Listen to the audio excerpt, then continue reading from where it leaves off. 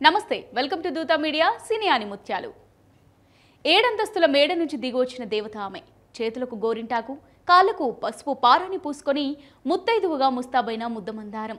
కలకలలాడే పండంటి జీవితం మొదలుపెట్టి దేవుడు ఇచ్చిన బంగారు కానుకను అందుకొని ఓ చంటిబాబుకు తల్లిగా మారిన మాతృమూర్తి.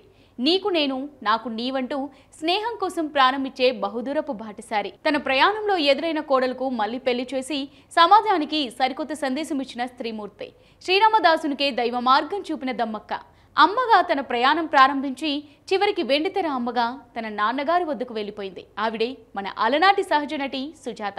నేటి సినీ ఆనిముత్యాలలో సుజాత గురించి తెలుసుకుందాం. సుజాత 1952 డిసెంబర్ 10 శ్రీలంకలోని గాలేలో జన్మించారు. వాస్తవానికి సుజాతది స్వతహాగా మలయాళీ కుటుంబం. ఆమె తండ్రి ఉపాధి నిమిత్తం గాలేలోని పరిశ్రమలో పనిచేస్తుండటంతో అక్కడే జన్మించారు. దీంతో సుజాత తన బాల్యమంతా శ్రీలంకలోనే గడిపారు. ఇదే సమయంలో చదువుతో పాటు పాఠశాల నాటకాల్లో పాల్గొనేవారు సుజాత. సరిగ్గా సుజాతకు 15 వయసులో ఆమె కుటుంబం చెన్నై వచ్చేసింది. నాటకాలు అంటే అభిమానం ఉండడంతో సినిమాలపైన ఇంట్రెస్ట్ చూపించారు సుజాత. అలా అమ్ము అనే మలయాళ చిత్రంతో 1965లో వెండితెరకు పరిచయమయ్యారు. ఎన్ఎన్ పిషారెడ్డి దర్శకత్వం వహించిన ఈ సినిమాలో చిన్నపాటి పాత్ర చేశారు.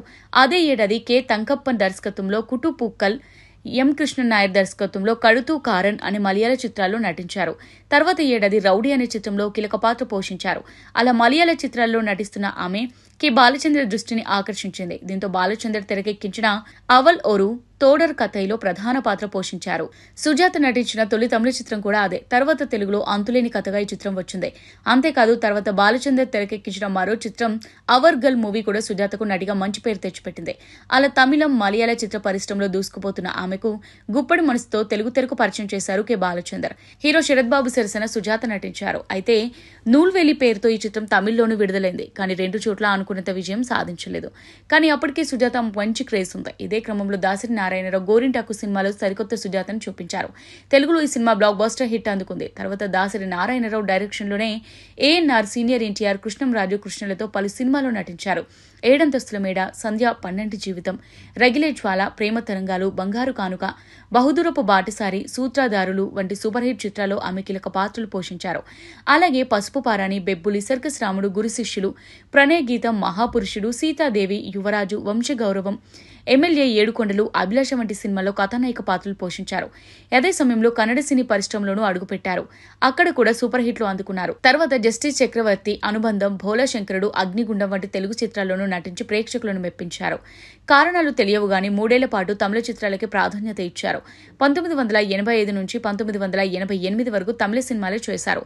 మధ్యలో ఆరయుత బంధం అనే మలయాళ చిత్రంతో పాటు బిడపాడ బంధ అనే కన్నడ మూవీలో నటించారు. 1989లో రాజకీయ చదరంగం సినిమాతో తెలుగులో మళ్లీ ఎంట్రీ ఇచ్చారు. 1990లో సూత్రధారులు సినిమా చేశారు. తర్వాత చంటి సినిమాలో తల్లిగా కనిపించారు. విక్టరీ వెంకటేష్ కు తల్లిగా సుజాత నటన సగటు తెలుగు ప్రేక్షకులను కట్టిపడేసింది. అమ్మంటే ఇలానే ఉంటుందేమో అనిపించేలా చేశారు సుజాత.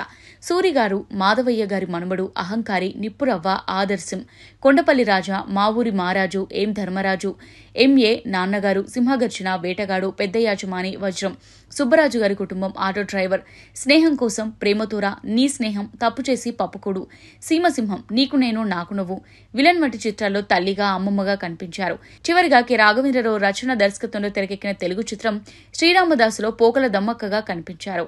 తర్వాత వెండితెరకు దూరమయ్యారు. ఇలా వెండితెరపై వెలుగులు చూసిన సుజాతకు నిజ జీవితం మొత్తం కన్నీటి గాథలే చూడాల్సి వచ్చింది. ఇంట్లో వాళ్ళకు నచ్చకపోయినా జయశంకర్ అనే వ్యక్తిని ప్రేమ పెళ్లి చేసుకున్నారు. ఆ సమయంలో జయశంకర్ పచ్చళ్ళ బిజినెస్ చేసేవారు. విదేశాలకు కూడా తన వ్యాపారాన్ని విస్తరించారు. కొద్ది రోజుల తర్వాత తన వ్యాపారం అంతగా జరగకపోవడంతో ఆమెకు కష్టాలు మొదలయ్యాయి. వ్యాపారాన్ని క్లోజ్ అవడంతో జయశంకర్ కూడా సుజాతతో పాటు సినిమా షూటింగ్ వద్దకు వెళ్లేవాడు. అంతేకాదు సుజాత ఎవరితో మాట్లాడినా అనుమానించేవాడట. ఆ భయంతోనే సినిమా సెట్లో ఎవరితో మాట్లాడకుండా ఉండేవారట. అయితే భర్తతో ఎన్ని గొడవలున్నా పిల్లల చదువుల విషయంలో మాత్రం నిర్లక్ష్యం చేయలేదు. కుమారుడు సాజిద్ సాఫ్ట్వేర్ రంగంలో, కూతురు దివ్య డాక్టర్గా స్థిరపడేలా చేశారు. అయితే భర్తకు ఆమెపై ఉన్న అనుమానంతో చాలా సినిమాలు వదులుకున్నారట. ఆ తర్వాత ఆమె ఆరోగ్యం కూడా దెబ్బతిందే. 2 కిడ్నీలు పాడైపోయాయి. 2011 ఏప్రిల్ 6న చెన్నైలో తుదిశ్వాస విడిచారు. తెలుగు, తమిళ, మలయాళ, కన్నడ, హిందీ చిత్రాల్లో నటించి అలరించిన సుజాత బతికుండగానే తన చితికి తానే నిప్పు పెట్టుకున్నట్లు జీవితాన్ని విషాదంగా ముగించారు.